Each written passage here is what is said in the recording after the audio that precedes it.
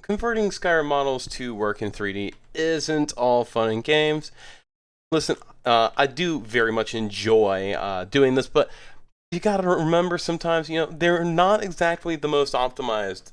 Uh, they're made for Skyrim. They're made for Fallout. They aren't intended for you to do what I've been doing.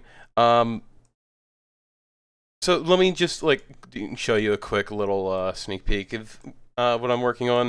Um, I gotta wait for things to load up first. While the thing compiles the shaders. I ran into a lot of things. I was planning on using this for a video, but this ended up being it's ending up being a really technical, really complicated dress to modify to work. Here, let me just switch the scenes over. Whoop! So if you look over here, I mean, like, everything looks cool and all. There's this clipping that's normal. I have to fix that. I have to make things flush and really beautiful. But like these butterflies, I had to manually assign them all to the same texture. I had to give them their own material. I had to also separate them so I'm not deforming them. They're fucking beautiful. The main issue I'm having is the skirt. The skirt fucking hates existing.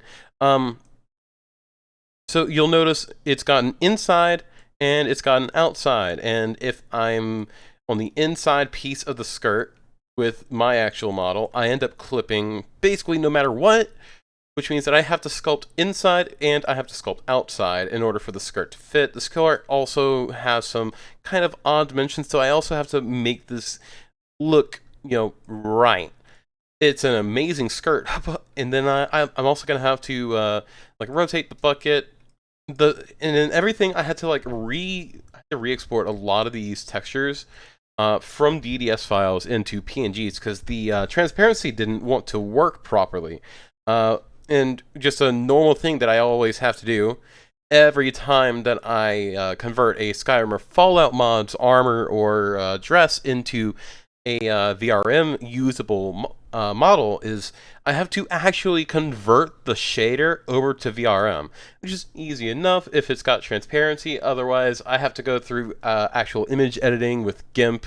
All in all, this dress is ending up being a lot more technical than I was expecting, which means that I'm expecting it to also fucking amazing when I finish. So stay tuned. Stay tuned. It's going to be a blast showing you this thing off.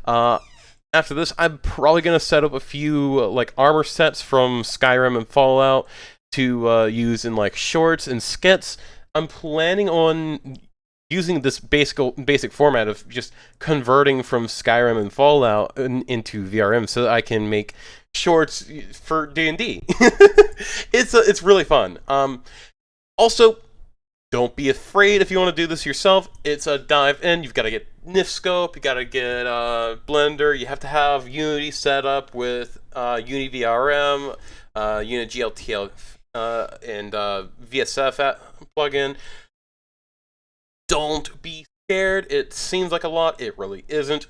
The hardest part is that when you convert these models, you actually have to do weight paint. Means that I have to go in and I have to assign vertices to one of these bones, like this bone that you see here. I have to assign vertices about in this diameter to this bone in order for this bone to animate the dress and for things to not clip later when I add in my dynamic bones. And if I don't have the skirt bones, which I don't, I actually have to create skirt bones and kind of guess as to which areas get which bone action. I also have to kind of make sure that I'm not going 100% weighted on the painting because this also needs to be affected by the legs, and if it's 100% on one bone, it tends to ignore the other bone. So you tend to want to only go up to 50 or 60% towards one and then 40% on the other, just so that it still works properly and you don't have clipping issues. That said, this is a beautiful dress.